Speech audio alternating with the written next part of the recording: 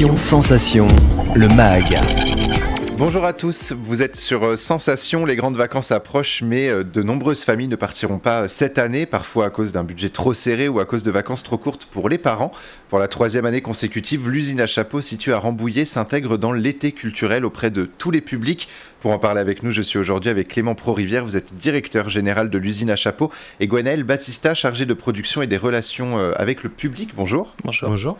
Alors avant de parler des actions prévues pour cet été culturel, on va parler de la programmation de fin de saison à l'usine à chapeaux avec un événement qu'on a déjà évoqué dans une précédente émission, la fête de la musique que vous organisez. Quels sont les objectifs de cet événement ?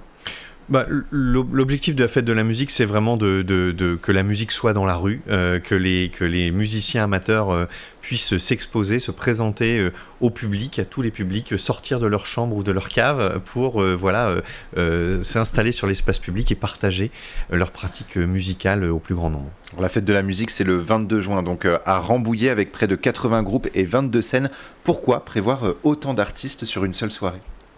Alors d'abord parce que c'est la place de chacun et de tous, on essaye de permettre au maximum de musiciens de s'exprimer, donc pour ça il faut développer beaucoup de moyens, aussi qu'il y ait une diversité dans la proposition des styles musicaux.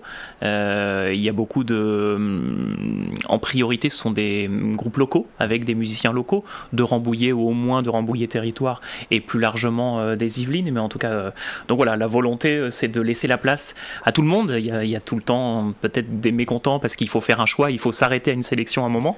On pourrait en faire 200 des musiciens sans doute, mais voilà, la volonté c'est de s'ouvrir au maximum.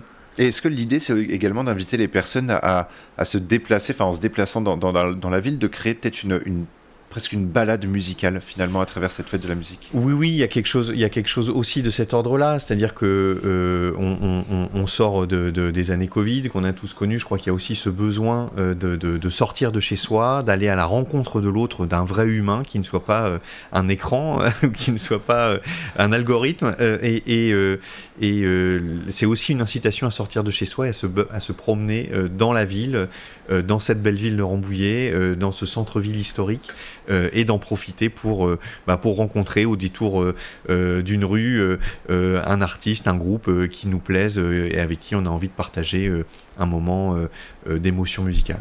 Cette fête de la musique, justement, elle est et elle restera tournée vers les artistes amateurs du territoire ? Oui, vraiment. Nous, en tout cas, à l'usine à chapeaux, c'est vraiment la carte qu'on a décidé de jouer depuis toujours et qu'on va continuer à jouer, fidèle un peu à l'initiative de départ de la fête de la musique sous Jack Lang en 1985. On reste vraiment là-dessus.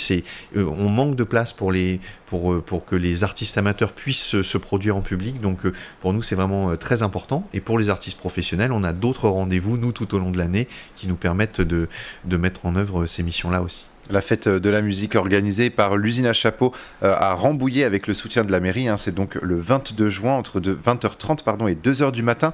Autre date à noter dans les agendas, c'est un spectacle jeune public dès 4 ans, ça s'appelle Sadou et le Lotus Rose. De quoi va-t-on parler ? Alors tout à fait, on est sur un spectacle très original. Alors donc on a accompagné nous en création puisqu'on a accueilli la comédienne en résidence sur ce spectacle. Donc ça sera l'une des toutes premières représentations et c'est un spectacle qui allie la musique, la théâtralisation puisqu'il y a une histoire qui est racontée à travers ce personnage qui s'appelle Sadou et la méditation, en tout cas les formes de yoga transmises aux enfants puisqu'on est sur ces thématiques-là de yoga, de musique et de comédie. J'ai dit autre date à noter, mais je n'ai pas donné la date, c'est le 30 juin, Sadou et le Lotus Rose. Ça sera à la maison Elsa Triolet-Aragon, à Saint-Arnoux en Yvelines. Voilà, donc du coup c'est à noter, donc le 30 juin, je le répète, comme ça, sait-on jamais. Très bien. L'usine à chapeaux, ce n'est pas seulement une salle de spectacle, quelles sont vos autres missions au sein de votre structure ?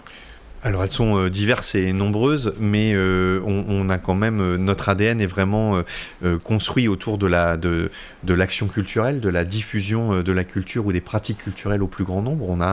On a nos activités de pratiques amateurs chez qui les habitants, les adhérents peuvent venir apprendre la poterie, le dessin, la musique, le théâtre, la danse, etc.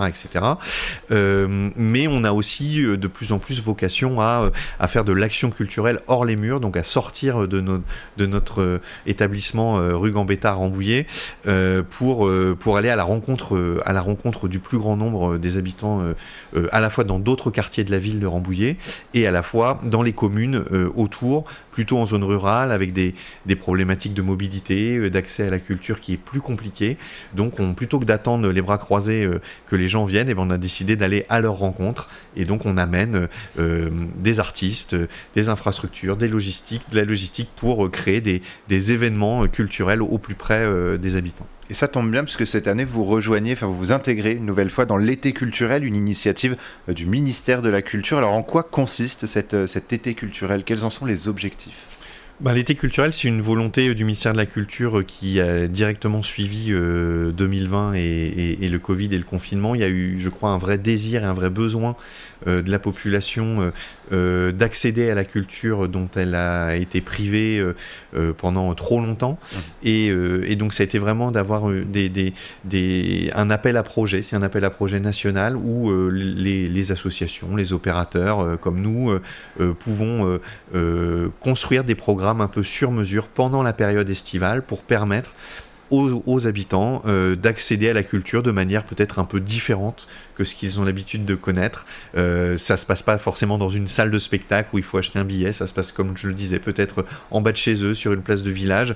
Ça peut se passer de plein d'autres manières, et c'est des programmations qu'on conçoit un peu spécialement pour ça, pour cette période estivale. Vous allez justement sortir de l'usine à chapeau avec 4 temps forts notamment. Qu'est-ce qui est prévu pour cet été culturel 2024 ? Alors tout à fait, si on essaie d'élargir le cercle, si d'abord on commence à ce qui se passe à Rambouillet, Clément l'a dit tout à l'heure, on va d'abord aller dans les quartiers de Grousset et de la Louvière, là où on a déjà une antenne, par exemple à Louvière, là où les Rambolitains nous connaissent déjà bien, parce qu'on fait souvent des animations.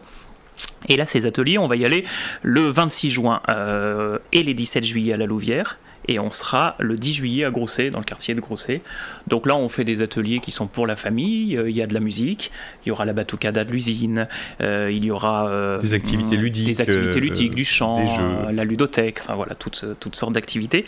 Et ensuite, on va un peu plus loin, on sort de Rambouillet cette fois-ci. On en a parlé avec Sadou, on ira à la maison Elsa Triolet à Aragon. Il y a le 30 juin, Sadou. Il y aura le 25 août une artiste qui s'appelle Auré, qu'on a accueilli tout au long de l'année à l'usine à chapeau à travers une résidence territoriale qu'on accompagne cette année et qui a fait beaucoup d'actions culturelles à Rambouillet avec nous.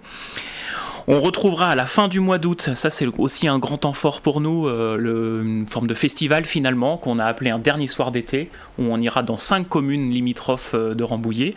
On sera le 23 août à Rézeux, le 24 août au Perret, le 29 août à Gazeran, le 30 août à Mitainville, et on terminera le 31 août à Vieille-Église. Alors là, on s'installe sur la place du village, souvent à côté de la mairie. On installe notre scène de 19h jusqu'à parfois 23h, puisque ça peut se terminer dans certaines communes avec une soirée DJ festive. Voilà, on a de quoi boire un coup, de quoi manger, de quoi écouter de la musique. Et vous allez également vous rendre dans une ferme du territoire. Qu'est-ce qui est prévu dans cette ferme du territoire ? Alors ça, c'est la grande nouveauté de notre programmation été culturel 2024. On a noué un partenariat avec la ferme de l'Épinay sur la commune d'Orsemont. Et on va s'y rendre à 2 reprises. Alors d'abord le 3 juillet, dans un cadre un peu plus intimiste, qui est accompagner le marché artisanal qu'ils font d'ordinaire pendant l'été, c'est-à-dire marché de primeurs, légumes et plusieurs artisans du coin. Et là, on va amener une scène avec un petit peu d'activité musicale pour animer ce marché. Et puis quelque chose d'un peu plus d'ampleur, le 28 août. Où là, on sera là un peu plus tôt dans l'après-midi, dans ce lieu qu'on investira de façon un peu plus globale. C'est magnifique, il y a des choses sous serre, il y a un extérieur super beau et tout. Donc là, on va pouvoir amener d'autres compétences aussi de l'usine à chapeau, la ludothèque, les jeux, une scène musicale. Des ateliers artistiques, interactifs. Voilà. Le but du jeu, c'est de pouvoir vraiment relier culture et agriculture. Pour moi, c'est très important parce que le terreau est le même. On fait pousser les plantes, mais on fait pousser les esprits aussi, et